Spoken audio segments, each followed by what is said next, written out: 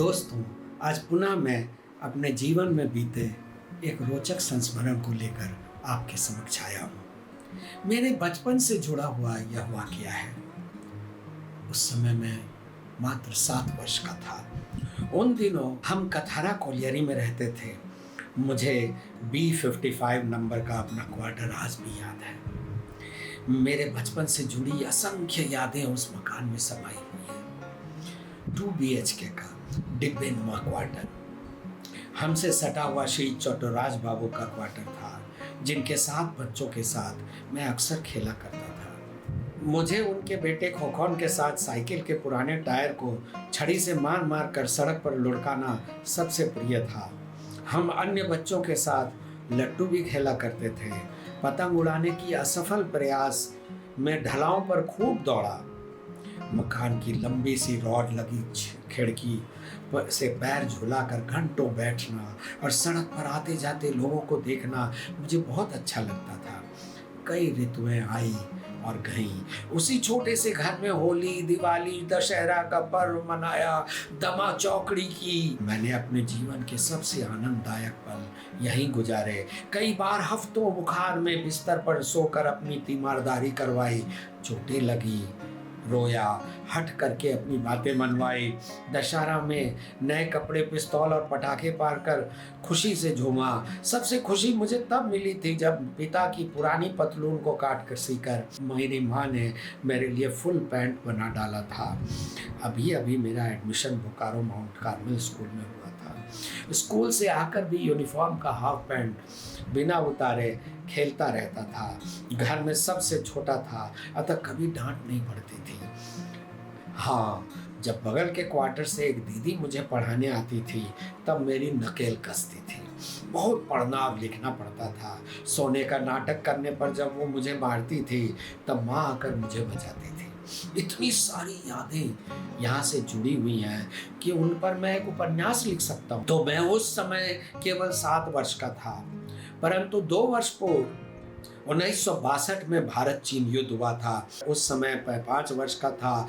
माँ और पिताजी की बातों से केवल इतना समझ पाया था कि कभी भी हवाई आक्रमण हो सकता है। उन्होंने सारे वेंटिलेटरों पर काला कागज चिपका दिया था। मैंने देखा था कि नाइट शिफ्ट में कर्मचारियों को लेने जो ट्रक आती थी उसकी हेडलाइट का आधा शीशा, ऊपरी हिस्सा काले रंग से रंग दिया गया था। रात में जब भी समीप आते प्लेन की आवाज़ सुनाई पड़ती थी तो हमें लगता था कि हमारी छत पर बम अब गिरा तब गिरा और सब खत्म हो जाएगा। एक दिन जब मैं अपने पिता के साथ किराना स्टोर गया तो सेठ ने चीनी आउट ऑफ स्टॉक बताई। तब से मुझे दूध में सैक्रीन, जो कि एक डायबिटीज़ की दवा है, 2 बूंद डालकर मिलने लगा। दूध पीने में कड़वा सा लगता था, परंतु चीनी उपलब्ध ही नहीं थी। आटे की जगह बाजरे की रोटी बनने लगी। काला बाजारी अब चरम सीमा पर थी। हमारे प्रधानमंत्री चाचा नेहरू जी के जोशीले भाषण ने हमारे हारते हुए सैनिकों में जान फूंक दी। चीन ने हमें धोखा दिया था। हिंदी चीनी भाई भाई कहते हुए हमारे पीठ में छुरा भोंका था। भारत को सियाचिन से हाथ धोना पड़ा। 27 मई 1964 को अचानक देश पर मानो दुख का पहाड़ टूट पड़ा। हमारे लोकप्रिय प्रधानमंत्री जी का देहांत का समाचार रेडियो प्रसारण पर सुना। हमारे घर में मर्फी का एक रेडियो हुआ करता था। विविध भारती, रेडियो सिलोन आदि मनोरंजन का एकमात्र साधन होता था। BBC रेडियो के समाचार पिताजी नियम पूर्वक सुना करते थे। आज हमारा स्मार्टफोन ना चले तो हम जैसे विचलित हो उठते हैं, उसी प्रकार उस समय हमारा 3 दिन बड़ी बेसब्री में बीता था जब हमारा रेडियो खराब हो गया था। हवा महल का नाटक, अमीन सयानी और तबस्सुम की आवाज़ और फिल्मी गाने और डायलॉग सुनकर जी करता था कि काश हम उन्हें देख भी पाते। तो नेहरू जी की अंत्येष्टि कार्यक्रम का लाइव प्रसारण हमने दिन भर सुना। इधर चिता की आग बुझी और उधर हमारे रेडियो ने गर्म होकर जवाब दे दिया। हमारे घर से कुछ दूर पर एक CCL कर्मचारी का क्वार्टर था। वे पार्ट टाइम में शौकिया रेडियो मरम्मत का कार्य भी करते थे। पिताजी ने एक पुरानी चादर में रेडियो को बांधा और मेरे साथ उन जनाब के पास गए। उन जनाब ने 3 दिनों तक हमें टाला। फिर एक दिन हम उनके सर पर सवार हो गए तो उन्हें काम करना पड़ा।